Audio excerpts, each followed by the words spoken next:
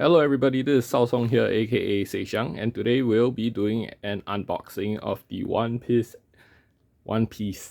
ST-01 starter deck, Red Strawhat Rush. So yeah, kind of got roped into starting One Piece by my friends. I have to admit it's an interesting game. I see a lot of similarities between this and Digimon. Probably Bandai actually based the gameplay off of whatever experiments they did with Digimon. Yes, securities and all that. So yeah, I'll just go right into opening it and explain along the way. I can maybe explain the rules as well, since I'm literally just a beginner. Just watch some videos explaining the rules and all that. And I have the effects written down. I've went through the effects online. There's a cut list online on the official site. So from what I've gathered, Red Straw Hat Rush deck focuses around increasing power through Dawn and just rushing them down, but not exactly. You have to choose the right moments to rush. And their effects enables that very well. So from the box itself, you get your cards, the deck. I'll go through the cards later. You have this pamphlet of sorts, little bit of advertisement, and mostly tutorial, like a tutorial on what cards to play, when to do what. You have the different phases, so I think it's the refresh from the video. I remember it was the refresh, the draw, the refresh, the draw, the dawn, and the main phase, and of course the end phase over here. Yeah, and at the back you have the setup that you need to do to play. Very similar. You have like the character area, which is the battle area. You have your deck, your trash, the cost area, which is something new, the deck. The resource deck. So the Dawn deck, there's two decks, and life, which is like your security cards. So yeah, get out of the way. Okay, box out of the way, nothing else in the box, and we have the cards. So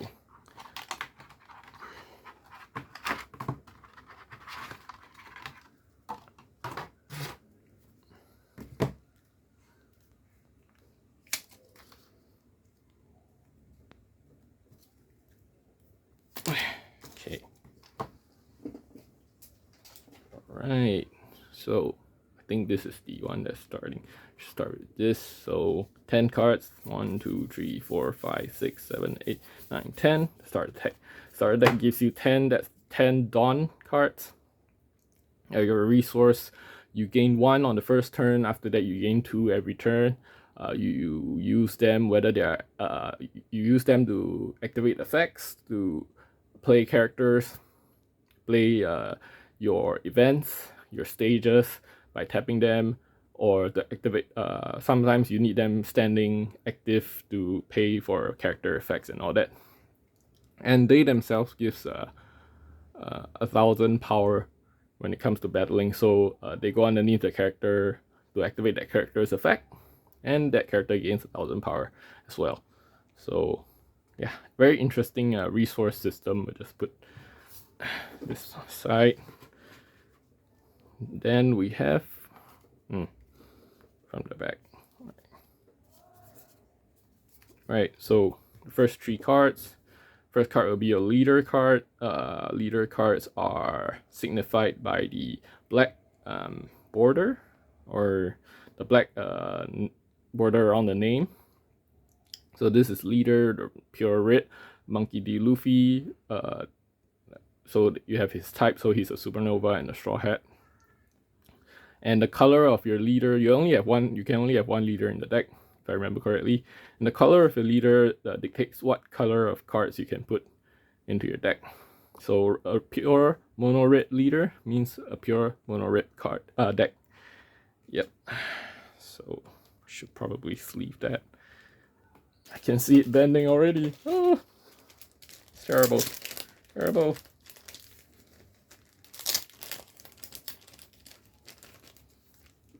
Okay. I'll put this sleeve for now until I decide which this inner sleeve. Until I decide which outer sleeve to put the card in.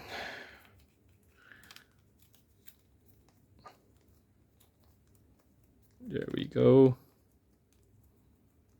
Right, come on.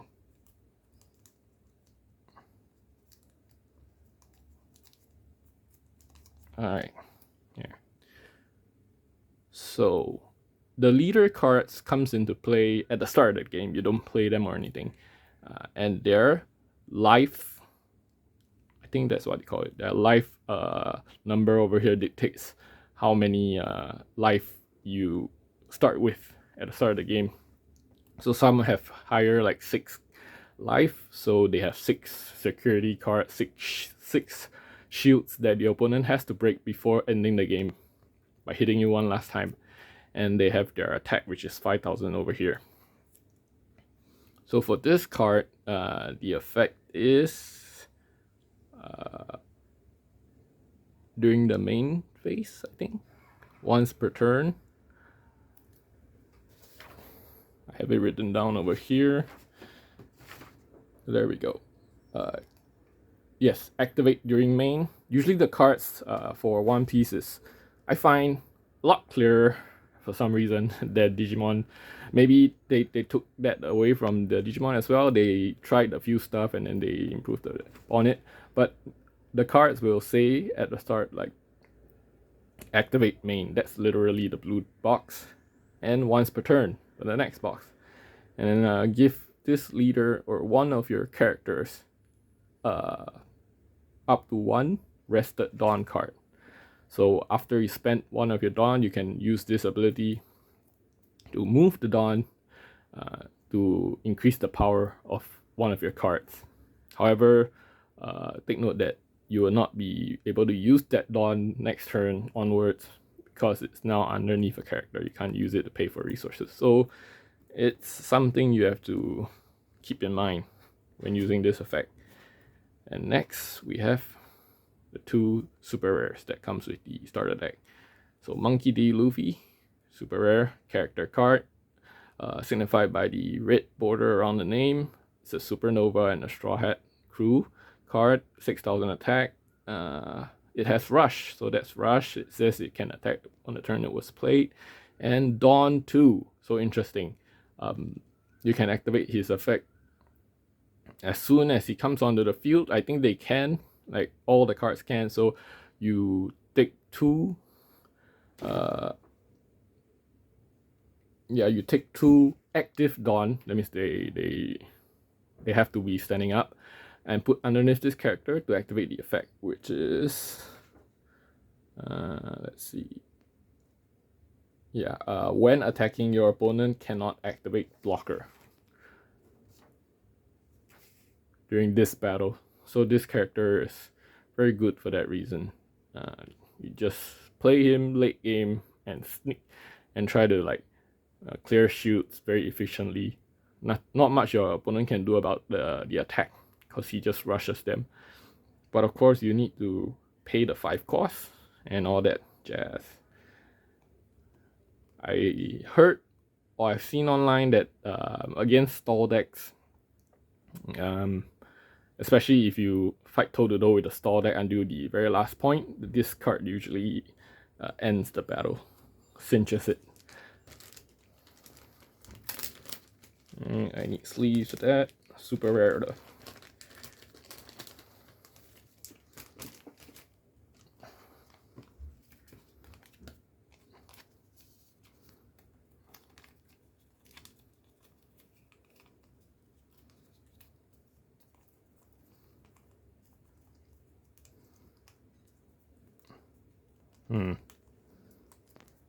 It's harder to put the sleeves on for some reason. There we go. Actually like the art a lot. They remind me of there's something pulled straight out of the manga. But at the same time, it doesn't feel like anything I've seen before from the manga. Maybe it is I just forgotten, because One Piece is it's been going on for such a long time. There's been so many so many chapters. Last I remember it's 1,002. Was it 1,200? Around there? Or is it just 1,000? Huh? You kind of stop counting. There we go.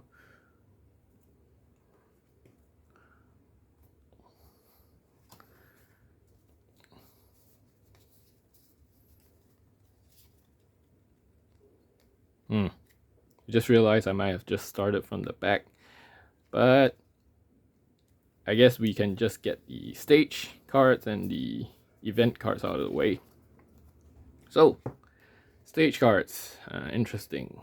They are basically your spells or your options that stays on the field, your permanents from Magic. They have their cost, and the name says it's stage. This is Thousand Sunny. This is I think this is a common, yeah. Let's see, the effect is you activate main, and you may rest this stage and give up to one of your Strawhat Crew type leader or character, and they gain 1,000 power for the turn.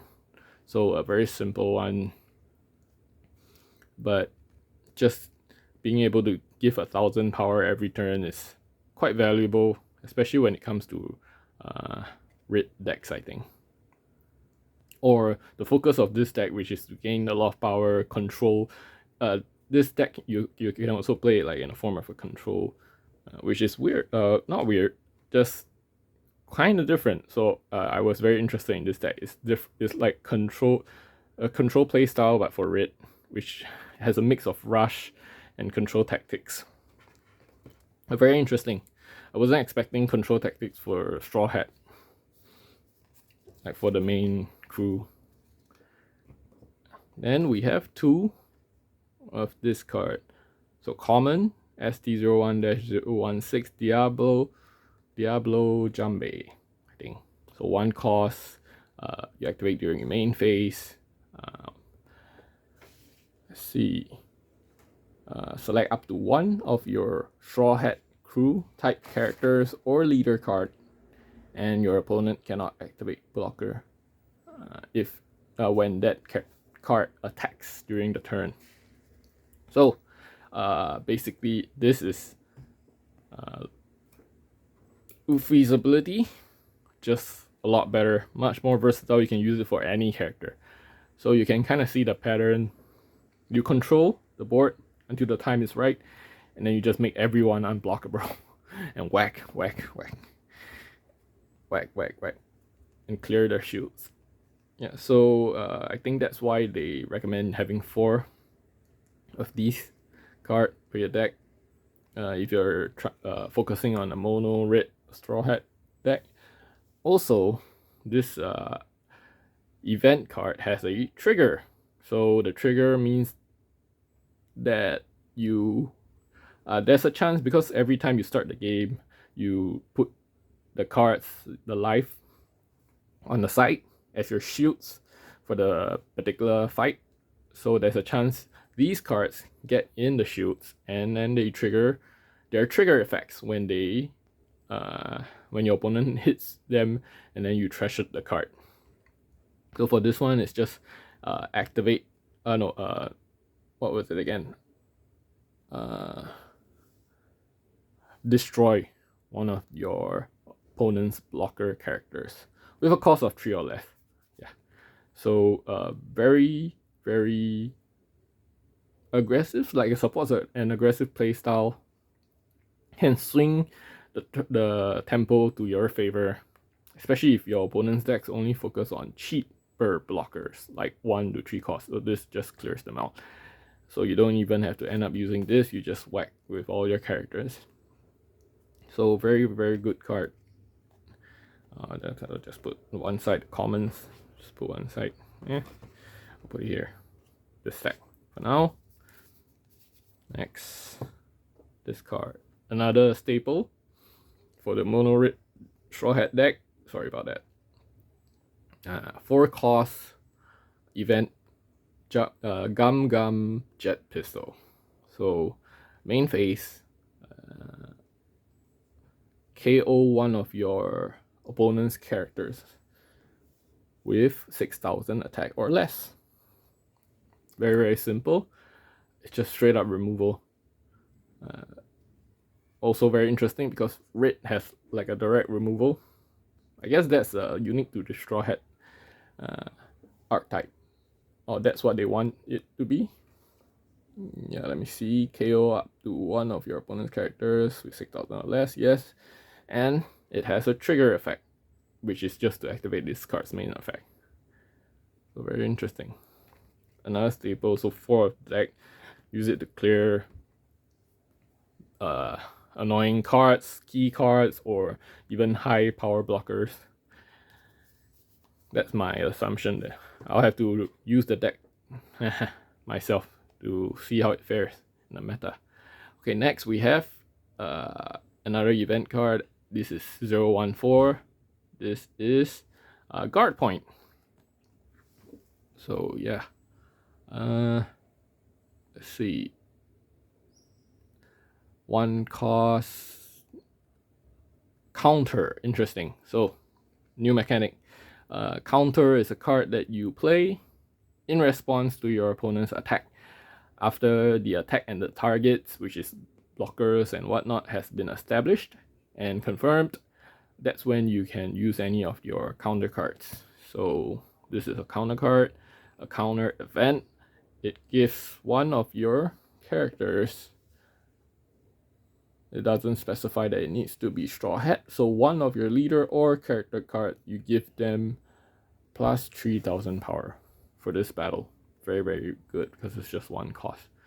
It's very powerful. Just a simple counter, which is very, very nice, I think. I think it's nice to have defensive options also. And very surprising. Also, trigger ability. So, about the same, it's just you give 1,000 power to one of your characters instead. So it might dissuade them from attacking more, I don't know. But the main thing is the counter effect. Very nice. Next, yeah, heard about this. Brook. So 2 cost, 3,000 attack power character card. It says on your turn,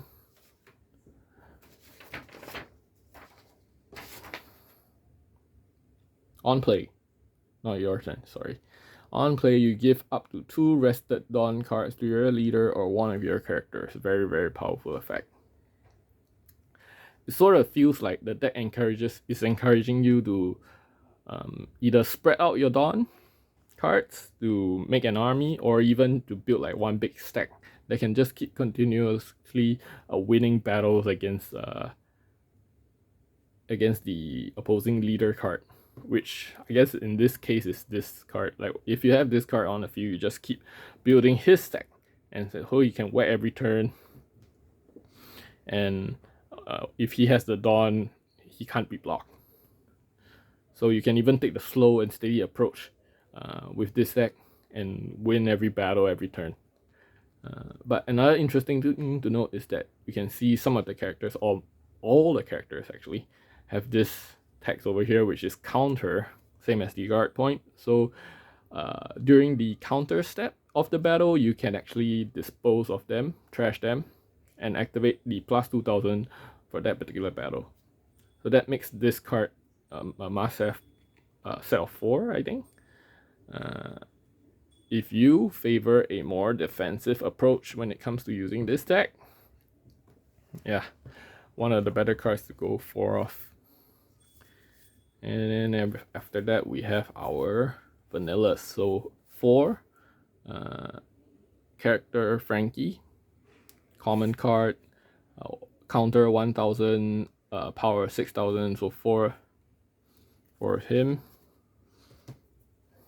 4. This is Neferti Vivi. 2 costs, 4000, counter 1000. 4 costs, 2 costs, and okay. This is the 3 cost vanilla, so 3 costs 5000. They go from 4, 3, 2, or 2, 3, 4, and go from 4000, 5000, 6000, vice versa. So character card, Nico Robin, 1000 power for counter. Alright, nice. Have a feeling they're all gonna get replaced though. That's just the nature of vanilla cards, I think, in card games.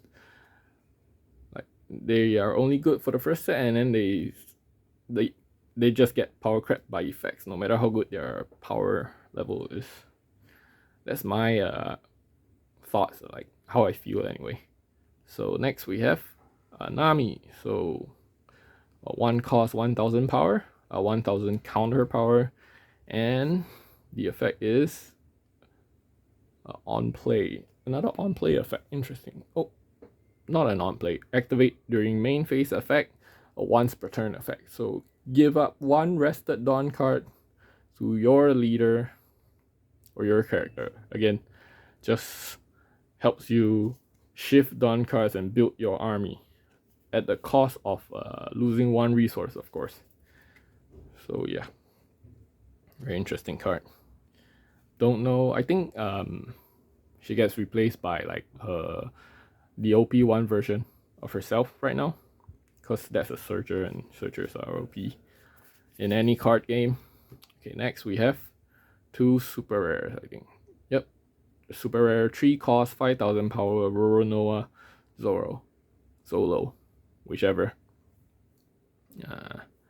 Character card. This is the Dawn one, plus 1000 power. Doesn't have to be your turn, just as long as there's a Dawn card underneath. It gains 1000 power. 3 cost, attack. Quite vanilla feeling sort of card. I need sleeves for that as well. Okay.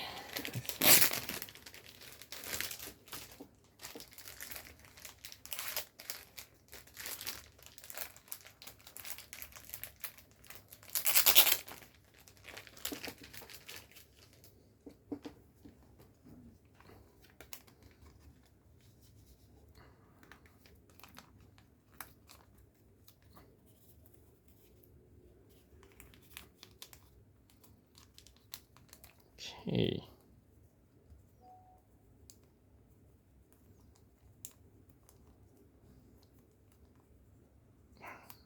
There we go. Roronoa Zoro. We'll just put it here.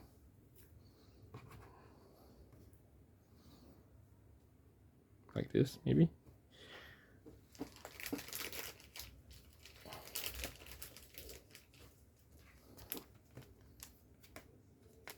Strangely, this is one of the super rares that they don't recommend going for. And maybe if you have any other good cards that you want to add, I think they recommend taking this one out, keeping it at 2 or something like that. I guess the effect is too simple. Yeah. Alright. Next. Have this. Tony Chopper. 1 cost 1000 power. No counter power. Interesting. Blocker. So blockers redirect attacks in one piece. When they start their battle, you activate blocker's effect to redirect, and after that establish who is fighting who. So another card that they recommend going 4 off. Still very, very powerful. It's so cheap. It's like 1000.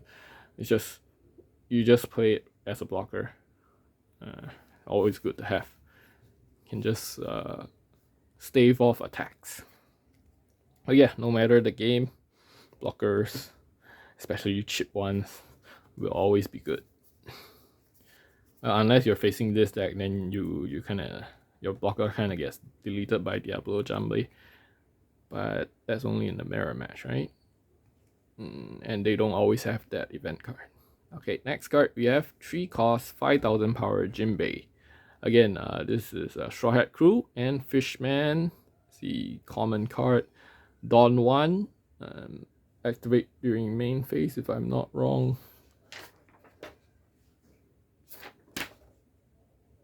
No. Dawn 1 activate when attacking. Up to one of your leader or character cards other than this card gains 1000 power for the turn. Interesting. But the fact that you need to Dawn 1 makes it quite a big cost to pay for a somewhat mediocre ability, but you know, you never know, it might come in a pinch or something. Then we have 2 cost, 4000 power, Strawhat Crew, Sanji, right? Yes, Dawn 2, and he has Rush, so very good. Another card that I recommend keeping. Just a simple Dawn 2 Rush. Especially if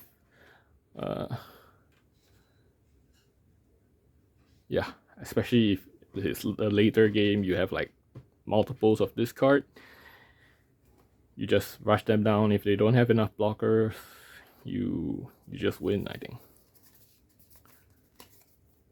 Next, 1 cost 3000 power, which is surprising. Oh, I forgot to mention that the Sanji don't have counter power, so I guess he's meant to be played late game, to drop like an army of Sanji and just attack for game. So this one has 1000 counter power. This is Karu, which is Vivi's pet friend thing. More like a friend, right? 1 cost 3000 power vanilla. And then finally, we come to Usopp, the man himself. Another very, very good card. For the starter deck, of course, 2 cost, 2000 power, counter, 1000 power. Dawn 2. When attacking, your opponent cannot activate blocker. So, another very good effect that focuses on the big payoff at the end. Also, this card has a trigger ability, which is very, very interesting. Very nice for the card. The trigger ability is just to play this card without paying anything. So that's very good. Pay this, and then if you want, you can use his ability next turn with your Dawn cards. So yeah, that's it. I think the deck is very interesting. Like from the decks I've seen, of course, I might be biased because, you know, I'm a fan of the Straw Hats. But I like the fact that they encourages a very interesting playstyle in red.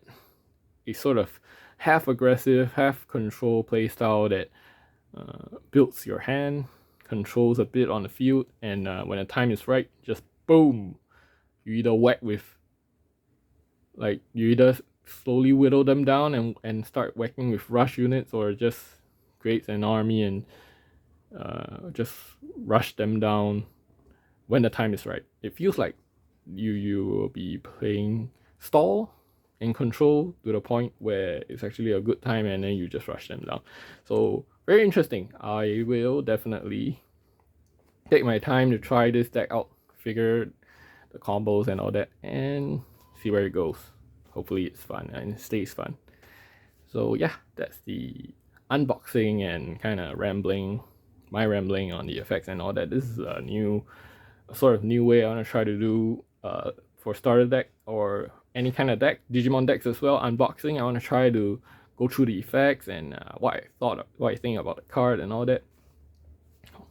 And maybe I can ramble less in the future. But if you guys like what you see, leave a like in the video. On the video, should be somewhere down there, and subscribe for more Digimon TCG opening videos or One Piece opening videos, though those might be less frequent. I don't know. I'll play and see. The One Piece alternate art cards do look good though. they are tempting me. Like the OP1 Nami. Maybe I'll just buy singles and I'll make videos on that. Yeah, we'll see how this goes, where this goes. But I'm glad to do the opening for this starter deck because of my love for Strawhat. And yeah, I'll see you guys next time. Goodbye.